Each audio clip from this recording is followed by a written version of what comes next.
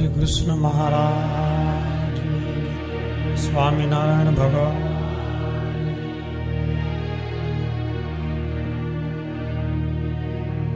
વર્ણિવેશરમણીય દર્શનમ મંદહાસરુચિરા નનાંબુજમ પૂજિતમ સુરનરોત્તમેર્મુદા ધર્મનંદનમહં વિચિંતે. બોલો સહજાનંદ સ્વામી મહારાજ, બોલો હરિ કૃષ્ણ મહારાજ, સ્વામિનારાયણ ભગવાન. ગરડા પ્રથમનું 5મું વચનામૃત આપણે વાંચીશું. શ્રીજી મહારાજ બોલ્યા ત્યાંથી સમૂહમાં જ વાંચન કરીશું.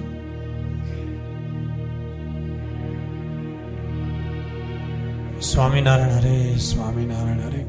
પછી શ્રીજી મહારાજ બોલ્યા છે, રાધિકાએ સહિત એવા જે શ્રી કૃષ્ણ ભગવાન તેનું ધ્યાન કરવું, અને તે ધ્યાન કરતા મૂર્તિ હૃદયને વિશે ન દેખાય તો પણ ધ્યાન કરવું, પણ કાયર થઈને તે ધ્યાનને મૂકી દેવું નહીં.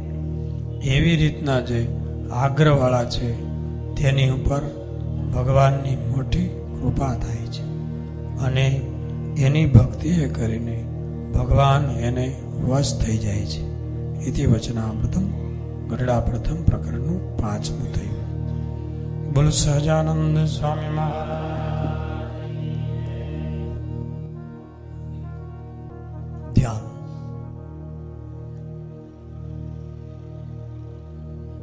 ભગવાનની એવી ઈચ્છા છે કે દરેક ભક્તજનો ધ્યાન કરે, આગ્રહપૂર્વક પરમાત્માને વશ કરવા માટે, એકાંતિક ભક્ત સુધી પહોંચવા માટે ધીમે ધીમે શરૂઆત કરે. ધ્યાન બહુ અઘરો વિષય છે એમ માનીને એને છોડવા જેવો નથી. કરત કરત અભ્યાસ જળમતી હોત સુજાન. જો ધીમે ધીમે અભ્યાસ કરવામાં આવે તો ચોક્કસ ધ્યાનની અંદર સ્થિતિ થાય છે.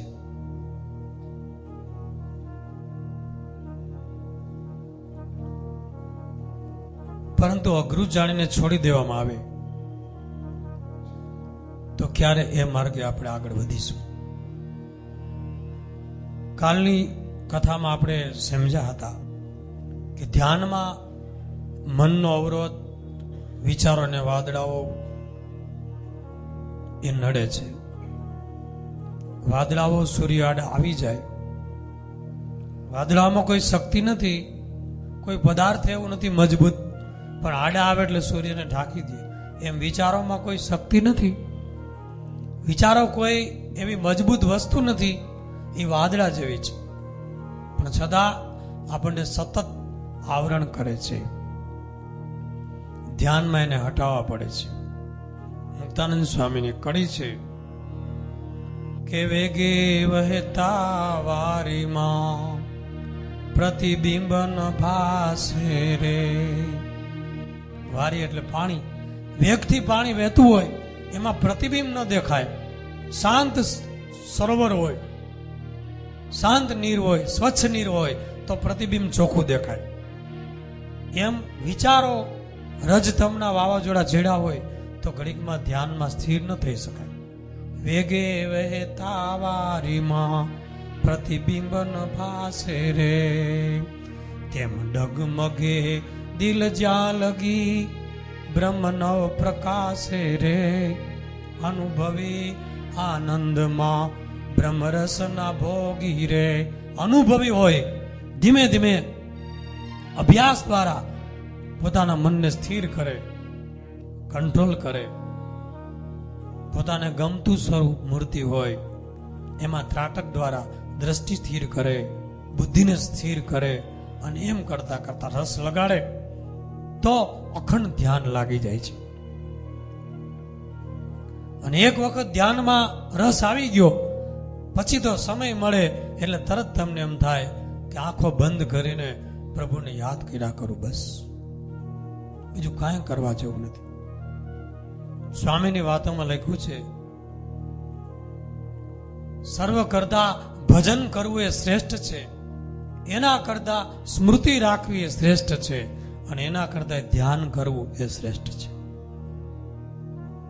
ભજન શ્રેષ્ઠ જ છે, સ્મૃતિ પણ શ્રેષ્ઠ છે, પણ ધ્યાન એથી પણ શ્રેષ્ઠ ગણાવ્યું છે. કારણ કે ધ્યાન એ અખંડ વૃત્તિની લગોલગ મદદરૂપ થાય છે. ધ્યાન બે પ્રકારનું, સબીજ અને નિર્બીજ. નિર્બીજ ધ્યાન છે એ સાકાર ઉપાસકો ભક્તિ માર્ગના અનુયાયીઓ માટે કોઈ ઉપયોગનું નથી, એ નિરાકારવાદીઓ માટે છે. આત્મા સો પરમાત્મા કરી બેઠા હોય એ નિર્બીજ છે. નિર્બીજ ધ્યાન કરનારને કોઈ પ્રાપ્તિ થતી નથી. થોડો સમય એને એમ થાય કે આપણું મન શાંત થયું, થોડી વાર એને ભ્રમ થાય કઈક કે બસ મને શાંતિ મળી, પણ સામે પરમાત્માનું સ્વરૂપ નથી. દીપકની જ્યોતનું ધ્યાન, કાળું ટપકું કરે પડદા ઉપર એનું ધ્યાન લગાવે. પણ આ બધા નિરાકારવાદીઓ છે. સાકાર માર્ગનો ઉપાસક, પરમાત્માને સાકાર સ્વરૂપે ઉપાસના કરનારો, વૈદિક પરંપરામાં ભક્તિ નિષ્ઠામાં ભરેલો સાધક છે. એને માટે નિરાકાર ધ્યાન ઉપયોગનું નથી, એમાં જવાનું પણ નથી. કારણ કે ભગવાનને નિરાકાર માનનાર છે, એના જેવો કોઈ પાપી નથી, એમ સ્વામીની વાતોમાં લખ્યું છે. ભગવાનને નિરાકાર માને છે એને કોટી કલ્પો સુધી ગર્ભમાંથી કાપી કાપીને બહાર કાઢશે, બાળો સાદ કરીને રોશે નહીં, એવું સ્વામીનું વાક્ય છે વાતોમાં. બસ એમાં લાગવાની વાત છે. અને એમાં બધા જ ફાયદાઓ છે. કાલે 4 પ્રકારના ધ્યાનના હેતુઓ બતાવ્યા. સમાજમાં આજે ધ્યાનનો ક્રેઝ, એમાં 4 હેતુ છે. પેલું, ધ્યાન શા માટે કરે છે લોકો? તો કે શરીર સ્વાસ્થ્ય માટે. અમારું શરીર સારું રહે, રોગ પ્રતિકારક શક્તિ વધે, બધા શરીરના ફંક્શનો, હાર્ટ, કિડની બધા વ્યવસ્થિત વર્ક કરતા રહે, એટલે ધ્યાન કરીએ છીએ. એવું ધ્યાન તો તમે સુઈ જાઓ તોય થાય. કારણ કે તમે સુઈ જાઓ છો ત્યારે ગમે એવો રોગ થયો હોય, તમને પીડા નથી જણાતી. તમે સુઈ જાઓ છો, તમારા ગમે એવા ઓપરેશન થયા હોય તોય તમને કઈ ખબર નથી હોતી. કઈ ખાલી શરીર સ્વાસ્થ્ય માટે ધ્યાનનો ઉપયોગ નથી, એ બાય પ્રોડક્ટ છે. બીજો હેતુ છે સફળતા માટે. તમારે ધંધા, બિઝનેસ, અભ્યાસ, વિજ્ઞાન, ટેકનોલોજીનો વિકાસ કરવો હોય, સફળ થવું હોય તો મનને શાંત કરવું પડે, સ્થિર કરવું પડે, એકાગ્ર કરવું પડે.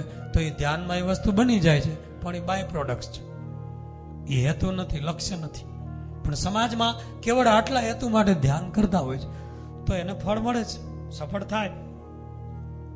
ત્રીજો, આનંદની પ્રાપ્તિ માટે. પરમાત્માનું સ્વરૂપ આનંદરૂપ છે, આનંદ ઘન છે, સુખ સાગર છે, સુખરૂપ છે, રસરૂપ છે.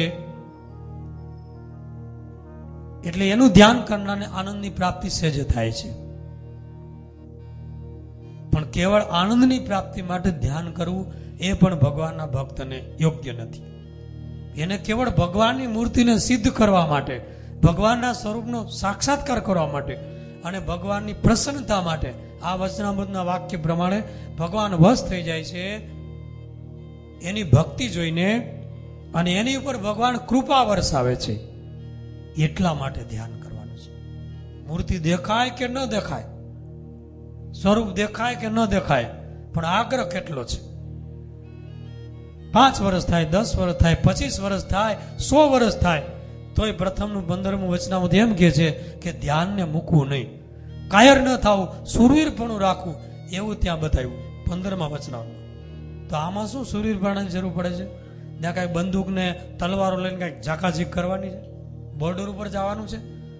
પણ મહારાજ એવો શબ્દ વાપરે છે, સુરવીર થઈને સંકલ્પ વિકલ્પને પાછા હટાવી અને ધ્યાન કર્યા કરવું, કાયર ન થવું.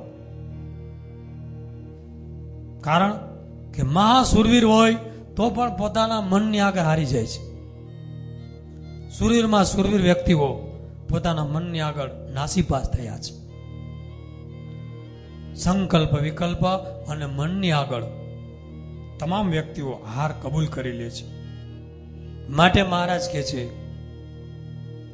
કાયર નહીં થવાનું. ભલે મન બીજે ચડે પાછું પકડવાનું, પાછું મૂર્તિમાં રાખવાનું, બીજે ભાગે પાછું પકડવાનું, પાછું મૂર્તિમાં રાખવાનું, અને મૂર્તિમાં ન રહીએ તો ચરિત્રનું ધ્યાન કરવું. એના ધ્યાનના પ્રકાર આવશે હમણાં. અને ચોથો હેતુ છે મુક્તિ માટે, ભગવત પ્રસન્નતાર્થે. એ આપણો હેતુ છે. શાસ્ત્રોનો હેતુ, ભગવાનનો હેતુ એ છે કે આ મુક્તિ માટે, ભગવાનની પ્રસન્નતા માટે, ભગવાનની મૂર્તિને અખંડ જોઈ શકો એના માટે ધ્યાન કરવું.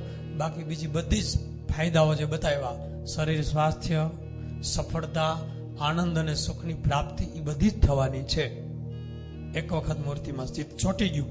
કારણ કે ભગવાનની મૂર્તિ ચિંતામણી તુલ્ય છે. તમે જે ઈચ્છો એ મળવાનું છે.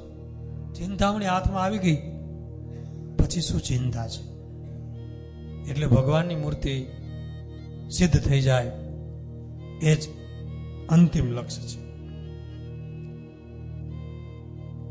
હવે ધ્યાન માટે આગળ લખીએ. ધ્યાન માટે યોગ સૂત્રમાં પતંજલિ ઋષિ લખે છે, સમાધિપાદ 14મું સૂત્ર, યોગ સૂત્ર 14મું સૂત્ર સમાધિપાદમાં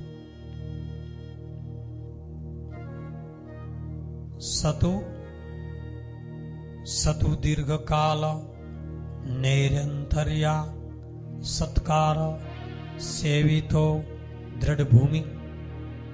એનો અર્થ એ છે જેને ભગવાનના સ્વરૂપમાં સ્થિતિ કરવી હોય એને દીર્ઘકાલ, લાંબા સમય સુધી, નિરંતર, ધીરજપૂર્વક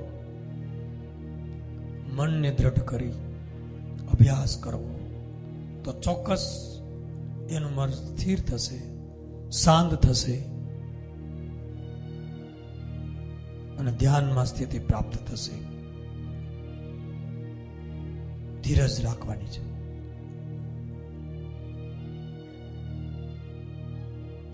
ધ્યાનના 4 પગથિયા છે. પહેલું સલીલ, બીજું સપાર્ષદ, ત્રીજું ઉપાંગ અને ચોથું સાંગ. આ આપણા શાસ્ત્રોમાં બતાવેલા છે. સલીલ, સપાર્ષદ, ઉપાંગ અને સાંગ.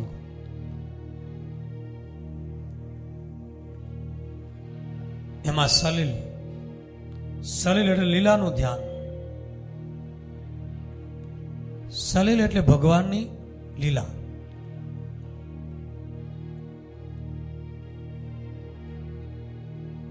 જે તમે ચરિત્ર સાંભળો છો, ભક્ત ચિંતામણી હોય, ચરિત્રમાં સાગર હોય, શેર ચરિત્ર ચિંતામણી હોય કે મહારાજના ચરિત્ર હોય, બસ બેસી અને ભગવાને જે જે લીલાઓ કરી એને યાદ કરો. છપૈયા, અયોધ્યા, ગઢપુર, વડતાલ, એ બધી લીલાઓને તમે સ્મરણ કરો અને એ લીલામાં ડૂબી જાઓ. આ પ્રથમ સ્ટેપ છે. પછી એમાં તમારું જ્યારે મન સ્થિર થાય ત્યારે બીજું ધ્યાન આવે સપાર્ષદ. સપાર્ષદની અંદર થોડું વૃત્તિનું કેન્દ્રીકરણ છે. કારણ કે લીલામાં વિસ્તાર મળે છે. લીલાની અંદર મનને થોડો વિસ્તાર મળે છે. સપાર્ષદ ધ્યાનમાં ભગવાન સભામાં પોતાના મુક્તો, સંતો, પોતાના પાર્ષદો સાથે બિરાજમાન છે. દાદાના દરબારગઢમાં લીમવૃક્ષ નીચે બેઠા હોય, બાજુમાં મૂળજી બ્રહ્મચારી હોય, ભગુજી, મિયાજી, રતનજી પાર્ષદો હોય, સામે ગુણાતીતાનંદ સ્વામી, ગોપાળાનંદ સ્વામી, મુક્તાનંદ સ્વામી, આ મહાસંતો બેઠા હોય અને દિવ્ય સભા હોય, તેજોમય, જાણે અક્ષરધામની સભા હોય. બસ એને ધારવાનું. મુક્તોને ધારો, ભગવાનને ધારો, આખી સભા સપાર સધ્યાન, બીજું કાંઈ લીલા નહીં. લીલામાં વિસ્તાર હતો, લીલામાં તમારા મનને થોડો મળવાનો હતો એરિયો, પણ આમાં વૃત્તિઓને થોડી સ્થિર થાય એટલે સંક્ષેપ કરવાનો, એટલે સપાર સધ્યાન. ત્રીજું ધ્યાન છે ઉપાંગ. ઉપાંગ એટલે ભગવાનના અંગ ઉપર ધારણ કરેલા વસ્ત્રો, અલંકારો, મુગટ, વાઘા, શણગાર, હાર, તોરા, કડા, વેડ, વીટીઓ, સુંદર મજાના ખેસ, આ ઉપાંગ છે. ઉપાંગ એટલે પરમાત્માને દિવ્ય શણગાર સાથે યાદ કરવા.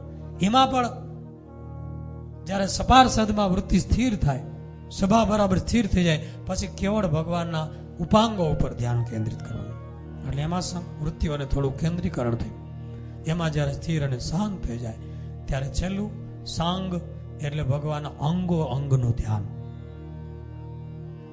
ભગવાનના તિલ, ભગવાનના ચિહ્નો, ભગવાનના નેત્ર કમળ, ભગવાનનું મુખ કમળ, ભગવાનની નાસિકા, જમણા ગાલમાં તલ, ભગવાનના અધરવસ્ટ, ભગવાનના બંને હાથ, ભગવાનની આંગળીઓ, એના નખમણી, ભગવાનના ચરણ, એના 16 ચિહ્નો, ભગવાનના જાનુ, ભગવાનની પિંડી, સાથળ, આખી મૂર્તિના અંગ અંગનું ધ્યાન. આની અંદર મનને કેવળ ભગવાનનું સ્વરૂપ જ રહ્યું. એનાથી આગળ વસ્ત્ર અલંકારો એટલે મનને થોડો વિસ્તાર મળ્યો. એનાથી આગળ સભા સપાર્ષદ, મનને થોડો વિસ્તાર મળ્યો. એનાથી આગળ લીલાઓ, એટલે સૌ પ્રથમ સલીલ ધ્યાનથી શરૂઆત કરવી.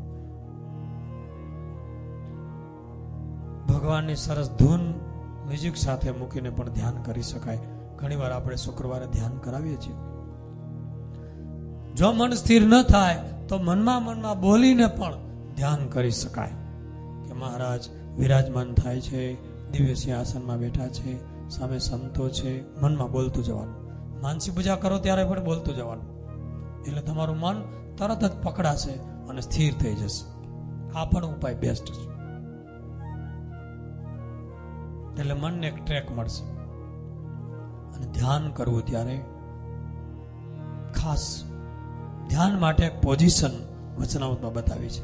પ્રથમનું 32મું, જે સમયે સત્વગુણ વર્તતો હોય તે સમયે ભગવાનની મૂર્તિનું ધ્યાન કરવું. સત્વગુણ વિના ધ્યાન કરવા બેસશો તો રજતમના ભાવ આવશે. એટલે સત્વગુણ એટલે કે મનમાં આનંદ હોય, શરીર પણ સ્વસ્થ, ફ્રેશ અને શુદ્ધ સત્વ વર્તતો હોય, સારા વિચારો હોય, અને એમ થાય કે હવે મારે ધ્યાન કરવું છે, આળસ પ્રમાદ નડે એમ નથી, ત્યારે શાંત સ્થળમાં બેસી, સુખાસનમાં બેસી, સિદ્ધાસનમાં બેસી અને ઠઠાર બેસી, બંને હાથને ગોઠણ ઉપર રાખી અને ભગવાનનું ધ્યાન કરવું. સારંગપુરનું 12મું વચનામૃત, અંતઃકરણના ઘાટ બંધ થઈ જાય ત્યારે ધ્યાન કરવું, પણ રજોગુણ તમોગુણના વેગ વર્તતા હોય ત્યારે ધ્યાન કરવું નહીં. હવે અંતઃકરણના ઘાટ બંધ ક્યારે થાય? તો મધ્યનું 10મું વચનામૃત, કે જેને ભગવાનની મૂર્તિનું ધ્યાન કરવું હોય તેને પોતાની દ્રષ્ટિ પ્રથમ ભગવાનની મૂર્તિમાં ઠેરાવવી. એમ કરતા કરતા ભગવાનનું સ્વરૂપ જોતા જોતા એની દ્રષ્ટિ સ્થિર થાય અને તે બેડું અંતઃકરણ પણ સ્થિર થઈ જાય છે. અને પછી ધ્યાન કરનાર યોગીને પ્રયાસ પડતો નથી, સુખે ભગવાનનું સ્વરૂપ ધરાય છે. આ મધ્યનું 10મું છે. નેત્ર ઇન્દ્રિય સ્થિર થાય તો એની સાથે યોગ શાસ્ત્ર એમ કહે છે કે અંતઃકરણ પણ સ્થિર થઈ જાય છે. નેત્ર ઇન્દ્રિયો સ્થિર થાય એટલે એની સાથે મન પણ સ્થિર થઈ જાય છે. એટલે ધ્યાન કરતા પહેલા ત્રાટક ધ્યાન કરવું, એટલે કે નિર્નિમેષ દ્રષ્ટિથી ભગવાનના સ્વરૂપમાં દ્રષ્ટિ લગાડી દેવી. આંખ સારી પેઠે બળે, પાણી ચાલે તો પણ આંખનું મટકું માર્યા વગર નિર્નિમેષ દ્રષ્ટિથી મૂર્તિ જુઓ અને પછી બંધ આંખે ભગવાનનું સ્વરૂપ યાદ કરો, એટલે મન શાંત થઈ જશે.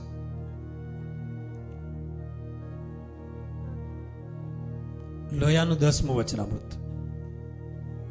જ્યારે હૈયામાં કળિયું વર્તતો હોય, કળી એટલે કળિયું, ત્યારે ભગવાનની મૂર્તિ હૈયામાં ધારવી નહીં. ત્યારે બહાર મૂર્તિ સામે દ્રષ્ટિ કેન્દ્રિત કરવી. કારણ કે હૈયામાં પણ 4 યુગના ધર્મ વર્તે છે: કળિયુગ, સતયુગ, દ્વાપરયુગ અને ત્રેતાયુગ. એટલે હૈયામાં કળિયુગ વર્તતો હોય ત્યારે મૂર્તિ ધારવી નહીં. ત્યારે બાહ્ય દ્રષ્ટિએ દર્શન કરો, સેવા કરો, કથા સાંભળો, ધૂન કરો, દંડવત કરો. કારણ કે હૈયામાં કળિયુગ છે એટલે તમને મૂર્તિમાં સ્થિર નહીં થવા દે. હૈયામાં સતયુગ હોય, સત્વગુણ હોય ત્યારે મૂર્તિ વિશેષ ધારી શકાય. ખાસ કરીને સવારનો સમય છે, બ્રાહ્મ મુહૂર્ત એ ધ્યાન માટે યોગ્ય છે. આખી રાત સુતા હોય ત્યારે મન શાંત થઈ ગયું હોય, શરીર ફ્રેશ થઈ ગયું હોય, એટલે સવારમાં બ્રાહ્મ મુહૂર્તમાં બ્રહ્મનું ચિંતન, પરબ્રહ્મનું ચિંતન કરવાથી ખૂબ જ એને આ માર્ગમાં પ્રગતિ થાય છે. એટલે બ્રાહ્મ મુહૂર્ત ધ્યાન માટે યોગ્ય ગણાવેલ છે. ગુણાતીતાનંદ સ્વામી અખંડ ધ્યાન કરતા, એના માટે આપણે સ્તુતિ કરીએ છીએ. સદગુરુ ગુણાતીતાનંદ સ્વામી પોતે તો અક્ષરધામનો અવતાર છે. મહારાજને અખંડ ધારીને બેઠા છે, મુક્તે સહિત, અને અનંત કોટી બ્રહ્માંડોને પણ ચિદાકાશ રૂપે ધારણ કરે છે. એ ગુણાતીતાનંદ સ્વામી માટે આપણે શ્લોક બોલીએ છીએ. એમાં પહેલો શબ્દ છે મહાધ્યાનાભ્યાસમ વિદધતમજસ્રમ ભગવત પવિત્રે સંપ્રાપ્તમ સ્થિતિમતિ વરે કાંતિક વૃષે સદાનંદમ સારમ પરમ હરિવાર્તા વ્યસનિનમ ગુણાતીતાનંદમ મુનિવરમહં નૌમિ સતતમ. મહાધ્યાનાભ્યાસમ. ગુણાતીતાનંદ સ્વામી ધ્યાનમાં બેસી જાય એટલે રાત્રિઓ પસાર થઈ જાય તો ખબર ન રહે. કારણ કે અખંડ ભગવાનમાં એ ડૂબેલા છે. એને તો ઉગાડી આંખ હોય તોય ધ્યાન દે છે, બંધ આંખ હોય તો પણ ધ્યાન છે. મુક્તાનંદ સ્વામી હોય, ગોપાળાનંદ સ્વામી હોય, પ્રેમાનંદ સ્વામી હોય, ઉગાડી આંખ હોય તો પણ ધ્યાન છે. જ્યાં જુએ ત્યાં રામજી, બીજું ન ભાસે રે. આ ભાત દેખી ભૂલે નહીં, અનુભવ ઉજાસે રે. શિવલાલ શેઠ અખંડ ધ્યાન કરતા. રાત્રે ધ્યાનમાં બેસે, દિવસે પણ સમય મળે બેસે. કરોડપતિ શેઠ ગણાય, દીકતો વેપાર, છતાં મન એટલું બધું વશ કરેલું કે ચાહે ત્યારે ધ્યાનમાં બેસી શકે. એમની પૂજામાં સાક્ષાત મહારાજ પધારતા, સંતો એના દર્શન કરવા આવતા. આવી સ્થિતિ હતી. ધ્યાનમાં બેસી ગયા એકવાર પોતાના ઉપલા માળે મેળી ઉપર. સ્થૂળ સૂક્ષ્મ ને કારણ ત્રણેયથી પર થઈ અને બ્રહ્મ દશામાં પરબ્રહ્મ પરમાત્મા શ્રી હરિને ધારીને બેસી ગયા. એમાં કઈક બિલાડા ઝઘડતા આવ્યા. બાજુમાં ઘીનો એક ગાડવો, ઘીનું મોટું કુંડલું બિલાડાએ પછાડ્યું અને ઘી ઢોળાણું. ઉપરથી ધાર થઈ બીજે માળેથી નીચે સીડીમાં પગથિયામાં ઘીનો રેલો ચાલ્યો. શિવલાલ શેઠના પિતાજી ભગાસ દોશી એને જોયું કે લા શિવલાલ શું કરે છે ઉપર બેઠો બેઠો? આ ઘી ઢોળાઈ ગયું કિંમતી, ધ્યાન નથી રાખતો. ઉપર આવીને જોયે ત્યાં તો શિવલાલ શેઠ ધ્યાનમાં બેઠા છે, સ્થિર થઈને. જ્યારે બૂમાબૂમ કરી મૂકી ત્યારે આંખો ખોલી કે શું પિતાજી બૂમો પાડો છો? તો કે આ ધ્યાન નથી રાખતો, આ ઘી ઢોળાઈ ગયું, આ કેટલું કિંમતી ઘી. અને મોટો ભગડતો થઈને આખું વીસીને બેસી ગયો, આટલી ખબર ન રહી. આટલો અવાજ આવ્યો, બિલાડાએ આ બધી બૂમાબૂમ કરી અને આ પડી ગયું તોય તેને ખબર નથી. શિવલાલ શેઠને એમના પિતાજીએ કીધું, એટલે આટલું ધ્યાન ન રખાય? અરે પિતાજી, હમણાં બેનના લગ્ન થયા તો 10-12 ઘીના ગાળવા ઢોળી નાખ્યા હતા, ત્યારે આટલો ગુસ્સો નહોતો કર્યો, અને આજે આટલો બધો ગુસ્સો? તો કે ઢોળા કહેવાય? એ તો લગ્ન માટે વાપરા, આપણે જમાડવા ન પડે? તો કે એમાં કોઈ ભગવાનનો ભક્ત હતો, કોઈ ભગવાનનું નામ લેતો હતો? જગતના જીવ હતા, એને ખુશ કરવા અને પ્રસંગ શોભાવવા તમે વી ઘડવા ઢોળો, અને એકાદો ઢોળાઈ જાય ને હું ભગવાનમાં લીન હતો, તો આટલા બધા ગુસ્સે થાવ છો? તો કે ભાઈરે ભગતડો, આટલું ધ્યાન રહેતું નથી? તો કે જો પિતાજી, હું જ્યારે ધ્યાન કરવા બેસું છું ત્યારે હું ધ્યાન કેવી રીતે કરું છું? શિવલાલ શેઠ કહે છે, સાંભળજો, કે જ્યારે હું સિદ્ધાસનમાં બેસી ધ્યાન કરું ત્યારે સૌ પ્રથમ આખા બોટાદને આગ લગાડી દઉં. બોટાદના શિવલાલ શેઠ હતા. આખા ગામ શહેરને આગ લગાડી દઉં, બધું બાળી નાખું.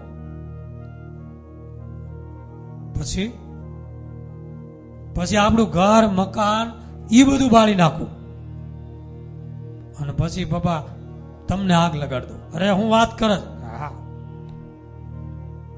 અને બધું બાળી પછી મારા શરીરને બાળી નાખું, અને પછી આત્મારૂપ થઈ અને એને પરબ્રહ્મ સાથે એક કરી દઉં, બ્રહ્મરૂપ થઈને. એટલે પિતાજી, પછી આજુબાજુમાં શું બને છે મને ખબર રહેતી નથી. એટલે ધોખો કરતા નહીં, રાજી રહેજો. પણ હું ધ્યાનમાં આમ ડૂબી જાઉં છું, 3 દેહથી પર થઈ નિજાત્માનમ બ્રહ્મરૂપમ દેહત્રય વિલક્ષણમ વિભાવ્યતેન કર્તવ્ય ભક્તિ કૃષ્ણ સર્વદા. ભોગા દોષીને દાવાત ન સમજાણી, કારણ કે એને કોઈ આવી સ્થિતિ નહોતી. પણ શિવલાલ શેઠ આવી સ્થિતિમાં વર્તતા હતા. એટલે ધ્યાન કરતી વખતે મહારાજે એવું કીધું કે કારણ શરીર, 12મું કાર્યાણીનું લખજો. કાર્યાણીનું 12મું, કારણ શરીર રૂપ જે માયા છે એ કોઈ હિસાબે ટળે એવી નથી કે જે જન્મ મરણ લેવડાવે છે. પણ ધ્યાન અને ભગવાનનું વચન, આ 2 થી કારણ શરીરના કૂર્ચા ઉડી જાય છે, બળીને ભસ્મ થઈ જાય છે. જેમ આંબલિયો હોય, કાચો હોય, છાલ ઉતરે નહીં, શેકી નાખો પછી હાથથી ચોળો, છાલ ઉતરી જાય અને અંદરથી સફેદ આંબલિયો બહાર આવે છે. એમ ઉપરથી કારણ શરીરનું જે પળ છે એ ધ્યાન દ્વારા ઉખડી જાય છે, તૂટી જાય છે, અને અંદર આત્મ ચૈતન્ય શ્વેત સ્વરૂપ પ્રકાશમાન થાય છે. બ્રહ્મ અગ્નિમાં બીજ શેકાઈ જાય છે, બ્રહ્મ અગ્નિમાં, અને વાસના બળી જાય છે. એટલે 3 શરીર બાળવા પડે છે, 3 શરીર સોંપવા પડે છે, ત્યાર પછી જ આત્મા બહાર આવે છે. આપણે ભગવાનને મંદિરે નાળિયેર ચડાવીએ છીએ, એ નાળિયેર પણ 3 શરીરનું પ્રતીક છે. નાળિયેર લખો, એમાં પ્રથમ કાચલી છે એ સ્થૂળ શરીર છે, બીજું કોપરું એ સૂક્ષ્મ શરીર છે, અને ત્રીજું પાણી એ કારણ શરીર છે.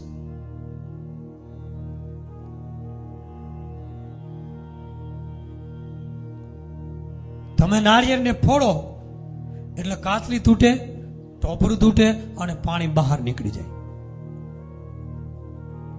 કાચલી છે એ ઉપરનું સ્થૂળ શરીર, એટલે કે આપણે જે દેખાય છે બધાના શરીરો એ સ્થૂળ શરીર છે.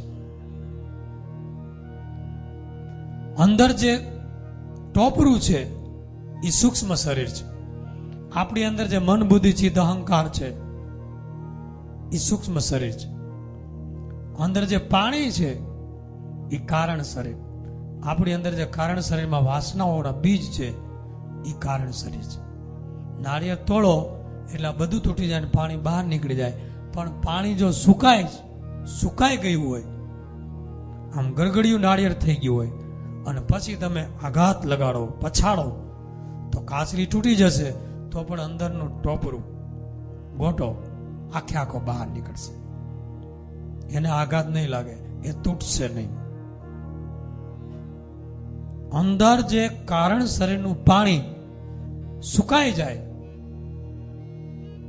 તો સૂક્ષ્મ અને સ્થૂળ જુદું પડી જાય. એટલે કે સ્થૂળ શરીર ઉપર સુખ દુઃખના આઘાત લાગે તો પણ સૂક્ષ્મ શરીર સુધી પહોંચતા નથી. મનમાં એનો ડાઘ પડતો નથી. દેહ કરીને વ્યવહાર કરે, સંસારમાં રહીએ, પણ અંતઃકરણથી, અંદરથી, મનમાંથી, એની કાચલીમાંથી ટોપરું જુદું પડી ગયું હોય છે. એટલે એને સુખ દુઃખ, હર્ષ શોક, માન અપમાન એ અસર કરી શકતા નથી. કારણ કે અંદર પાણી કારણ શરીરનું સુકાઈ ગયું. જ્યારે ભગવાનના શરીર સ્વરૂપનો રસ લાગી જાય ધ્યાનમાં, ત્યારે કારણ શરીરનો રસ સુકાઈ જાય છે. અને એને માટે ધ્યાન માટેની વાત આટલા વચનામૃતમાં છે. લખો, વિસ્તારથી જેને ધ્યાનમાં ઊંડું ઉતરવું હોય, સ્થિતિ કરવી હોય, એને માટે આટલા વચનામૃત વાંચવા જેવા છે. ધ્યાન માટેના વચનામૃત પ્રથમનું 5 અને 15, વડતાલનું 4 અને 8, અંત્યનું 1 અને 31. આટલા વચનામૃતમાં ધ્યાન માટે માર્ગદર્શન મહારાજ આપેલું છે.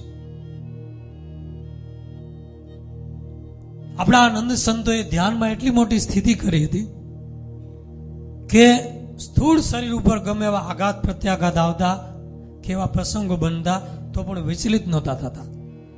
હવે દ્રષ્ટાંતોમાં પહેલું, મુક્તાનંદ સ્વામી આદિક સંતો અમદાવાદમાં દરિયાખાનના ઘુમટમાં ઉતર્યા. એ વખતે ધ્યાનમાં બેઠા હતા. ત્યારે એક ઝેરી સર્પ નાગ નીકળ્યો અને એ ચાલતો ચાલતો મુક્તાનંદ સ્વામીના ગોઠણ ઉપર ચડ્યો, ખોળામાં આવ્યો, ઉપર ચડ્યો, બધા સંતોના પગ ઉપરથી પસાર થયો. છતાં તમામ સંતો જેમના તેમ મહારાજના ધ્યાનમાં ડૂબેલા હતા.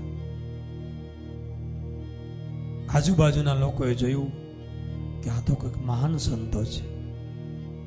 ઝેરી નાગ શરીર ઉપર ચડી જાય અને ધ્યાનમાંથી ડગે નહીં. ખરેખર આ સાચા સંતો છે અને ભગવાનના સ્વરૂપમાં ડૂબેલા સંતો છે. અને એવી જ રીતે જામનગરમાં ધ્યાન કરતા હતા અને જૈન શેઠિયાઓ નીકળ્યા અને આ સંતોને ધ્યાનમાં જોયા આવા અડગ, ત્યારે આશ્રિત બની ગયા છે, સત્સંગી બની ગયા છે. અને જામનગરના જામ સાહેબ પણ આશ્રિત બન્યા છે અને સીધું સામાનની વ્યવસ્થા કરી છે.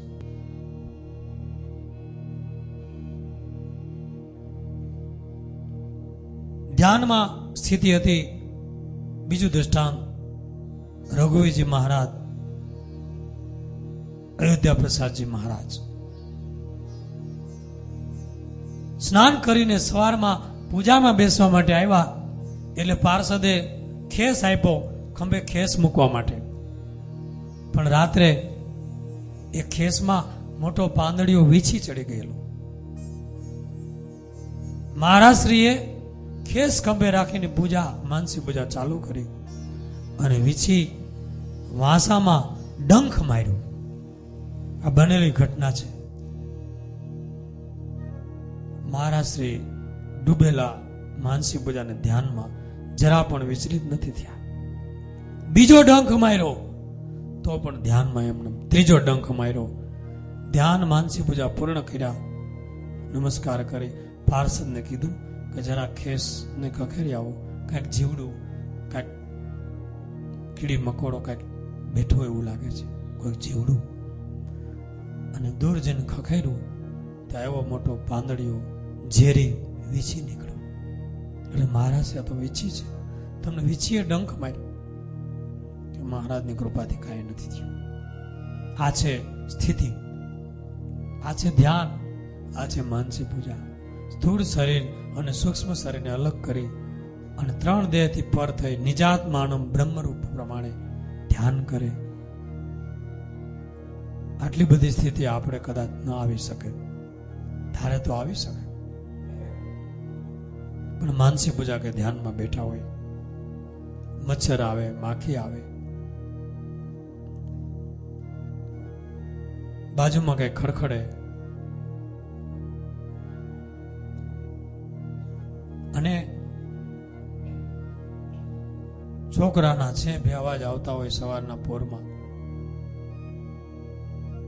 માનસી પૂજાને ધ્યાન મૂકીને જો એ પડોજણમાં આપણે પડી જઈએ તો ધ્યાનને માનસી પૂજામાં સ્થિતિ ન થાય.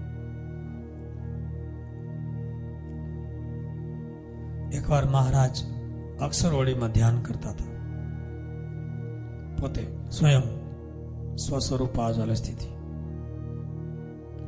એમાં બ્રહ્માનંદ સ્વામી મહારાજના દર્શન કરવા આવ્યા. મહારાજ તો માથે ચાદર ઓઢી અને ધ્યાન કરતા હતા, માથે ઓઢીને. બ્રહ્માનંદ સ્વામી કે ઓહો, પ્રભુ તો માથે ઓઢીને બેઠા છે, હું દર્શન આવ્યો, હવે મને દર્શન કેમ થાય? આ તો ધ્યાનમાં બેઠા છે. બ્રહ્માનંદ સ્વામી તો સખા છે ને, એટલે મહારાજને ચરણે અડી અને આમ હલાવીને કે મહારાજ જય સ્વામિનારાયણ. મહારાજ તો ધ્યાનમાં પાછા ચરણ અડી, મહારાજ જય સ્વામિનારાયણ, તમે ધ્યાન કરો છો તો તમને ભગવાનની મૂર્તિ દેખાય છે? ભગવાનને પૂછે છે, તમને ભગવાનની મૂર્તિ દેખાય છે? એટલે મહારાજે તરત કપડું ઊંચું કરીને કે આ બ્રહ્માનંદ સ્વામી મને ધ્યાન કરવા નહીં દે. બ્રહ્માનંદ સ્વામી બોલ્યા, મહારાજ તમને મૂર્તિ દેખાય ન દેખાય, અમને દર્શન થઈ ગયા. મહારાજ પણ ધ્યાન કરતા. નિયમ ચેષ્ટામાં આવે છે, ક્યારેક નેત્ર કમળને ઉગાડા રાખીને ધ્યાન કરે, ક્યારેક મીચીને ધ્યાન કરતા. ધ્યાન મહારાજને પ્રિય હતું, વનમાં પણ ધ્યાનમાં જ બેસી જતા. લોધિકાના દરબાર બેસી બાપુ સવારથી બપોર સુધી 6 વાગ્યાથી બપોરના 12 વાગ્યા સુધી 6 કલાક ધ્યાનમાં બેસી જતા. ગામધણી બાપુ હતા. વ્યવહાર એવો નિયમ, સવારમાં દાંતણ કરતા હોય એ સમયે કાંઈ રાજકાજના થોડા ઘણા પ્રશ્નો ઉકેલી નાખે, પછી ધ્યાનમાં બેસી જાય. બપોર સુધી બેસતા. જે અભેસી દરબાર હિંસામાં ડૂબાતા,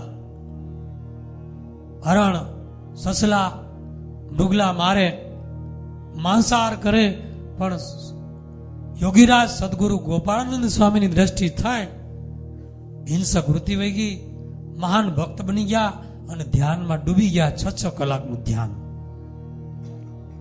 અભ્યાસથી. કાશી રાજા, કાશી નરેશ ધ્યાનમાં ગુરુની રુચિ અને માર્ગદર્શનથી ધ્યાનમાં એટલી બધી પ્રગતિ કરી કે કાશી નરેશને એક ઓપરેશન આવ્યું. ઓપરેશન વખતે ડોક્ટરે કીધું કે તમને આ પ્રકારની દવા દ્વારા ઓપરેશનમાં આ પ્રકારે તમને ઇન્જેક્શનો આપીને પછી કરવામાં આવશે. તો કે મારે કોઈ બીજી જરૂર નથી, હું પ્રભુના ધ્યાનમાં ડૂબું, આટલા સમય પછી તમે મારું ઓપરેશન કરજો, હું કોઈ મને તકલીફ નહીં પડે. અને એ પ્રમાણે એનો કિસ્સો લખેલો છે કે કાશી નરેશે ઓપરેશન કર્યું, સફળતાપૂર્વક ઓપરેશન થયું અને પોતે ધ્યાનમાં ડૂબી ગયા. ગુરુ બચનસિંહ એ સંગીત પ્રેમી હતા. વાયોલિન એટલું બધું એને પ્રિય હતું કે કોઈ વાયોલિન બજાવે એટલે ડૂબી જાય, શરીરનું ભાન ભૂલી જાય, પછી એને ખબર ન પડે સ્થળનું કે કોઈ વસ્તુનું. સંગીતમાં એટલા ડૂબી જાય, ધ્યાનમાં ડૂબ્યા હોય એમ. એમને સૈનિક હતા, બોર્ડર ઉપર ગોળીબાર થતા એના પગના પીંડીમાં ગોળી લાગી અને ગોળી અંદર વહી ગઈ. પછી ઓપરેશન દ્વારા ગોળી કાઢવી હતી. ત્યારે એને કીધું પગને ખોટો કરવો પડે. તો કે ખોટો કરવાની જરૂર નથી, મને કોઈ વાયોલિન સંગીત સંભળાવે અને હું ધ્યાનમાં ડૂબી જાઉં, પછી ઓપરેશન કરી નાખો. અને ગુરુ બચનસિંહ આ રીતે ધ્યાનમાં ડૂબ્યા, ઓપરેશન કર્યું, ગોળી કાઢી લીધી, ટાંકા લઈ લીધા, તો કોઈ પીડાનો અનુભવ થયો નથી. આ ધ્યાન એકાગ્રતાનો પ્રતાપ છે. ધ્યાન દ્વારા માણસ શરીરથી પર થાય છે, એનું ધ્યાન લાગે છે પ્રભુમાં, શરીરમાંથી ધ્યાન નીકળી જાય છે.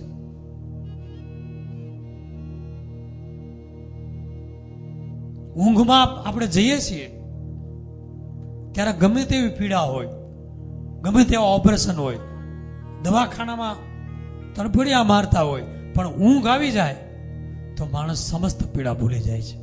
કેમ? કે એનું મન ધીમે ધીમે લીન થયું અને આત્મામાં ડૂબ્યું અને સગુણ બ્રહ્મનો લેશ માત્ર સંગ થાય છે. એટલે શરીર ભૂલાઈ જાય છે, સુષુપ્તિમાં ડૂબે છે. સુષુપ્તિમાં એક માયાની અવસ્થામાં જ ડૂબવાથી શરીરનું ભાન ભૂલાઈ જાય છે. તમે ક્યાં સૂતા છો? તમે અહીંયા છો કે ગામડે છો? કોની ઘેરે આવ્યા છો એ પણ ખબર નથી રહેતી. તમારું નામ શું છે એ પણ ભૂલી જાઓ છો. તમારો ધંધો, તમારો પરિવાર, સમસ્ત સંસારને, શરીરને પણ ભૂલી જાય છે. ભગવાન સુષુપ્તિ દ્વારા સગુણ બ્રહ્મનો સંગ કરાવે છે તો જીવ સુખ્યો થઈ જાય છે, પીડા ભૂલાઈ જાય છે. એ જ પ્રોસેસ ધ્યાનમાં બને છે, પણ જાગ્રત અવસ્થામાં, પેલી ઊંઘમાં બને છે. ધ્યાનમાં જ્યારે ડૂબીએ છીએ, માનસી પૂજામાં કે પૂજામાં જ્યારે સત્શુદ્ધ સત્વગુણમાં હોઈએ છીએ ત્યારે માણસ ડૂબી જાય છે, શરીર ભૂલી જાય છે, મન શાંત થઈ જાય છે. અને આવી રીતે ધ્યાનમાં સ્થિતિ થાય તો ઊંઘ કરવાથી જે શરીરને ઉર્જા અને બેટરી ચાર્જ થઈ જાય છે, શરીર ફ્રેશ થઈ જાય છે, એમ જ ધ્યાનથી શરીરની બેટરી ચાર્જ થઈ જાય છે. આવી રીતે કલાક પણ જો ધ્યાનમાં સ્થિતિ થાય તો તમે 2 થી 4 કલાક સૂતા હો અને તમારા શરીરને, તમારા માઇન્ડને જે ઉર્જા અને રિકવરી થાય છે અને બેટરી ચાર્જ થાય છે એટલી ધ્યાનથી થાય છે, જે ઊંઘથી થાય છે. એટલે મોટા મોટા યોગીઓ, સદગુરુ બાલમુકુદાસજી સ્વામી 4 મહિના ઊંઘને તજી અને ધ્યાન કરતા હતા કે મારે 4 મહિના સુધી સૂવું નહીં, એવું નિયમ લેતા હતા.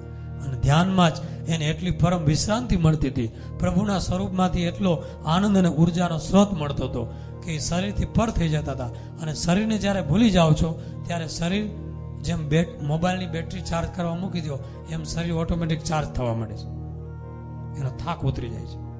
અને સાંજે થાયકા પાયકા એટલા બધા તમે ટેન્શનમાં હો પણ સૂવો છો ત્યારે સવારે તાજા ગુલાબની જેમ ફ્રેશ થઈ જાઓ છો. તો આપણે શું કરીએ છીએ રાત્રિમાં? તો આટલું બધું શરીર ફ્રેશ થઈ ગયું. એટલું જ થયું કે શરીરમાંથી મન હટી ગયું, શરીરમાંથી બુદ્ધિ હટી ગઈ, ચિત્ત હટી ગયું અને અંતઃકરણ આત્મામાં ડૂબ્યું, સગુણ બ્રહ્મમાં ડૂબ્યું. શરીરમાંથી હટ્યું એટલે શરીર પોતાની મૂળ પોઝિશનમાં, એની રિધમમાં આવે છે, કુદરતી રિધમમાં. એના હૃદયના ધબકારા, માઇન્ડના ધબકારા, શરીરનું રુધિરાભિસરણ, પાચન ક્રિયાઓ ટોટલી રિલેક્સ કુદરતી સિસ્ટમ પ્રમાણે ચાલે છે. એટલે શરીર તાજું બની જાય છે. અને ધ્યાનમાં પણ આ પ્રક્રિયા બની જાય છે. એટલે ધ્યાન છે એ દરેકને માટે જરૂરી છે. ટેન્શન મુક્તિ માટે પણ છે, સફળતા માટે પણ છે, આનંદની પ્રાપ્તિ માટે છે, અને પ્રભુની કૃપા મેળવવા માટે પણ, અને મૂર્તિને સિદ્ધ કરવા માટે છે, અને સ્થિતિ માટે છે. લોજમાં પણ મહારાજ સંતોને ધ્યાનમાં બેસાડતા, પોતે હાથમાં છડી લઈ અને ફરે, અને કોઈ સંતનું મન ક્યાંય જાય એટલે છડી અડાડે, સાધુરામ મનને પકડો, મનનો કંટ્રોલ કરો, મન તમારું બીજા વિચારે ચડી ગયું છે. બધાને છડી અડાડે, કારણ કે તો તન કી જાણે મન કી જાણે, જાણે ચિત્ત કી ચોરી. મુક્તાનંદ સ્વામીને ખુદ છડી અડાડીને કીધું, મુક્તાનંદ સ્વામી તુંબડીમાં માલ છે કે ભગવાનમાં માલ છે? ભગવાનનું ધ્યાન કરો. કે આ મહારાજ તુંબડી તડકે હુકવી એટલે યાદ આવી ગઈ. મહારાજ પણ સંતોને ધ્યાનનો અભ્યાસ કરાવતા. એ લોજની વાડીમાં પણ યોગ પ્રક્રિયાઓ કરાવતા અને ધ્યાનમાં ડૂબાડતા. ધ્યાનમાં જ્યારે બેસીએ છીએ ત્યારે શું થાય છે કે જેમ પાણી સરોવરમાં શાંત થઈ ગયું હોય, અંદર ડોળ બેસી જાય, પણ પાણીમાં જેવો ઘડો નાખો ને હલાવો એટલે નીચેથી ડોળ ઉખડે, એટલે પાણી ડોળું થઈ જાય. એટલે થોડી વાર શરૂઆતની અવસ્થામાં મનને શાંત કરવા બેસો ને આમ થોડી વાર એમ થાય ધ્યાનમાં ડૂબવું છે, એટલે અંદરથી ડોળ ઉખડે, બધો જે ભેગો થયો છે ને બધો એ ડોળ ઉખડે. એ છે સંકલ્પ વિકલ્પના વાદળો. એ ધીરજતાથી ધીમે ધીમે ઘડો લઈ અને આમ પાણી ભરો તો ડોળ ન ઉકળે, બાકી અંદર ડોળ પીડો. એટલે અભ્યાસપૂર્વક આગળ વધવામાં આવે તો ધ્યાનમાં ધીમે ધીમે સ્થિતિ થાય છે. એટલી વાત કરે. અહીંયા કથાને વિરામ આપીએ. બોલો સહજાનંદ સ્વામી મહારાજ, હરિ કૃષ્ણ મહારાજની જય.